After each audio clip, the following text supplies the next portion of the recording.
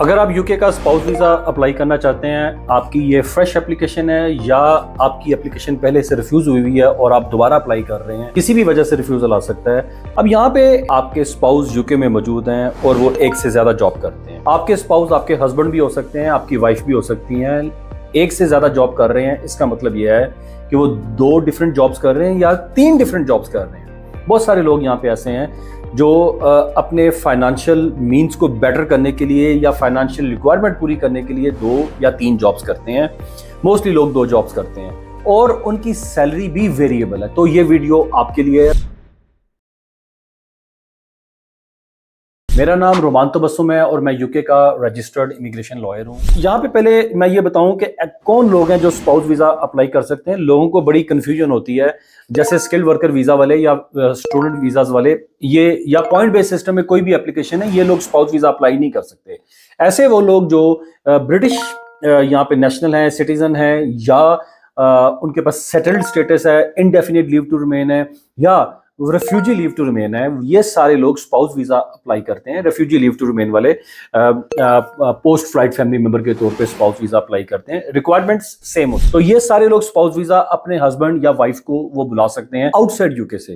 तो सबसे पहले मैं आपको ये बताऊंगा कि आपको क्या सपोर्टिंग डॉक्यूमेंट्स चाहिए।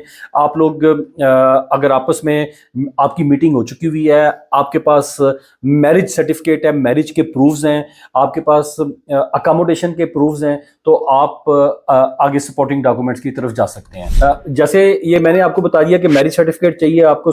सपोर्टिंग डॉक्यूमेंट्स में सबसे पहले आपकी मीटिंग बहुत जरूरी है, इन पर्सन। ऑनलाइन आप मैरिज नहीं कर सकते। कुछ लोग जैसे इस्लामिक कल्चर में आप ऑनलाइन निकाह कर लेते हैं, और भी कुछ कल्चर्स में और भी कुछ रिलीजन्स में आप ऑनलाइन शादी कर लेते हैं। कमिटमेंट हो जाती है, होम ऑफिस को नहीं मानता। होम ऑफिस ये कहता है कि इन पर्सन आपकी मीटिंग जरूरी है। अब इन पर्सन मीटिंग के बाद कुछ लोग यहाँ पे स्पाउस वीजा अप्लाई करते हैं, कुछ फैंसी वीजा भी अप्लाई कर लेते हैं। लेकिन आज अभी चूंकि मेरा टॉपिक स्पाउस वीजा का है, तो मैं सिर्फ स्पाउस वीजा पे बात करूंगा कि आपके पास मैरिज सर्टिफिकेट है, आपने मैरिज के बाद बिफोर और आफ्टर आपस में चैट किया है, कॉल्स किया है, आपने टेक्स्ट मैसेजेस किए हैं, आपने वीडियो कॉल किया, उसका रिकॉर्ड होता है। ये रिकॉर्ड होना बहुत जरूरी है। आपकी आपस में जब आप मीटिंग हुई थी, पिक्चर्स होना बहुत जरूरी है। आपके स्पाउस आपको फाइनेंशियल सपोर्ट कर रहे हैं या कुछ पैसे भेज रहे हैं आपको, वो मनी सेंडिंग रिसीट्स बहुत जरूरी होती हैं। बाज दफा कुछ लोग हैं कि वो एक स्पाउस दूसरे स्पाउस को पैसे नहीं भेज रहा, जरूरत ही नहीं है, लेकिन वो एक प्रूफ बनाने के लिए, रिलेशनशिप को सबसिस्ट करने के लिए, सबसिस्टेंस ऑफ रिलेशनशिप के लिए 50 पाउंड 100 पाउंड भिजवा देते हैं, ताकि एक रिकॉर्ड भी बने, एक जेन्युइन होने का पता लगे कि वाकई वो मेरे स्पाउस हैं। यहाँ पे दूसरी तरफ जो आपके स्पाउस होते हैं जिन्होंने आउटसाइड यूके से आना है, उनको इंग्लिश लैंग्वेज का टेस्ट चाहिए, यूकेवीआई का आइल्ट्स होना चाहिए A1 लेवल और उसके इक्वल है। जो भी आप इसको चेक कर सकते हैं गवर्नमेंट की वेबसाइट से, A1 लेवल या इसके इक्विवेलेंट जो भी एक इंग्लिश का टेस्ट है, वो एक मैंडेटरी रिक्वायरमेंट है। आपके स्पाउस को वहां से टीबी टेस्ट भी करवाना पड़ता है। तो ये छोटी छोटी कुछ रिक्वायरमेंट्स हैं। यहाँ से जो आपके स्पाउस हैं, जो आपको स्पॉन्सर कर रहे हैं, उनके पास अकोमोडेशन, जहां वो फाइनेंशियल थ्रेशोल्ड को पूरा कर रहे हैं, वहां पे वो अकोमोडेशन की रिक्वायरमेंट को भी पूरा करेंगे।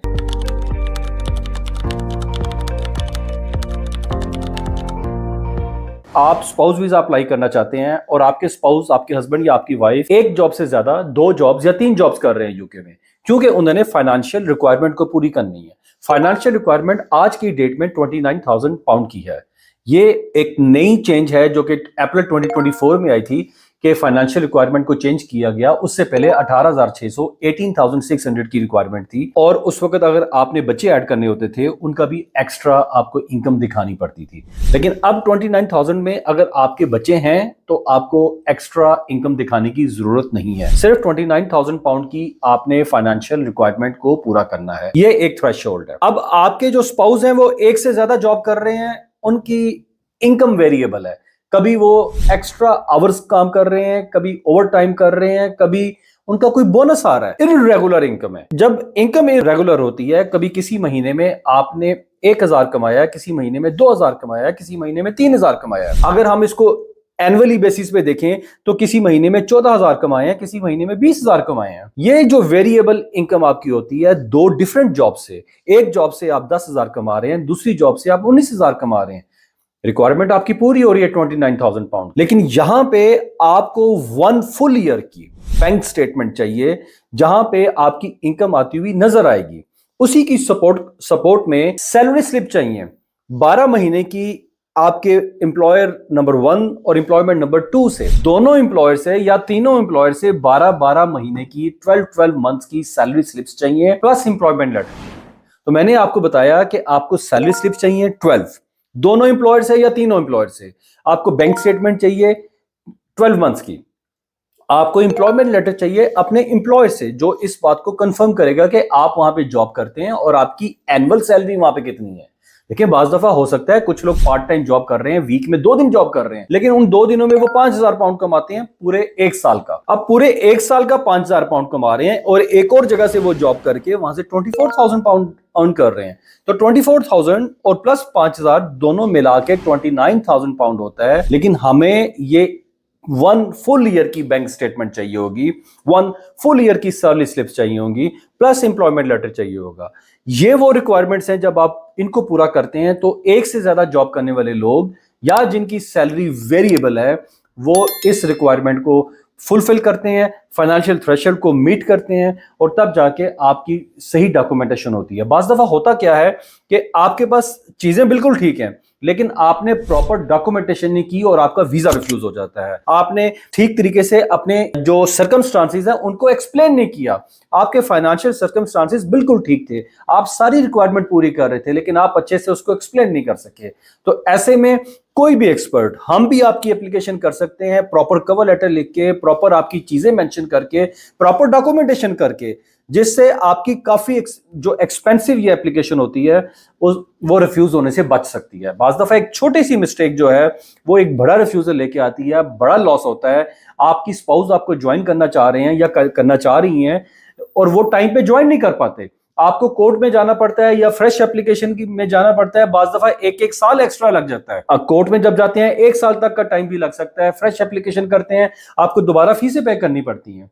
तो आप जरूर किसी एक्सपर्ट की मदद से एक प्रॉपर प्रोफेशनल अच्छी एप्लीकेशन करें ताकि रिफ्यूजल के चांसेस कम से कम हो। अब यहाँ पे एक बात जो बहुत इंपॉर्टेंट है मैं आपको बताना चाहूंगा कि छोटी छोटी गलतियां होती हैं बाज़ दफा लोग करते हैं जिसकी वजह से एप्लीकेशन रिफ्यूज हो जाती है।